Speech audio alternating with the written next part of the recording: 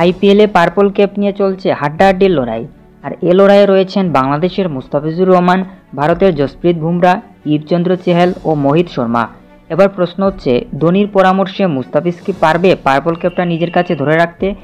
মহেন্দ্র সিং ধোনি, যাকে ক্রিকেট খেলার মাস্টারমাইন্ড বলা হয়, আর সেই ধোনির টিমেই খেলছেন মুস্তাফিজুর রহমান। মুস্তাফিজের সবচেয়ে বড় প্রতিদ্বন্দ্বী হচ্ছেন মুম্বাইয়ের জসপ্রীত বুমরা। অনেক ভালো ইকোনমিতে বল করে আছেন একেবারে শীর্ষে। তাই বুমরার মতো বোলারকে টক্কর দেওয়ার মতো বোলার এই বিশ্বে খুবই কম আছে। আর এবার সেটা জানিয়ে দিলেন বুমরা নিজেই। বুমরাকে এক সাংবাদিক পার্পল ক্যাপ নিয়ে প্রশ্ন করায় বুমরা জানান, এবার আমার কাছ থেকে এই ক্যাপটার কেউ ছিনিয়ে নিতে পারবে না। আর জিয়েছিল, অর্থাৎ মুস্তাফিজ এখন আর আমাকে হারাতে পারবে না, কারণ আমার ইকোনমি ওর ইকোনমি থেকে অনেক ভালো। তো ভিউয়ার্সরা, মুস্তাফিজ এবার পার্পল ক্যাপটা বুমরার কাছ থেকে নিতে পারবে কিনা সেটাই এখন দেখার বিষয়। ভিডিও ভালো লাগলে অবশ্যই একটি লাইক করবেন, আর চ্যানেলে নতুন এসে থাকলে অবশ্যই চ্যানেলটিকে সাবস্ক্রাইব করে রাখবেন। ধন্যবাদ সবাইকে।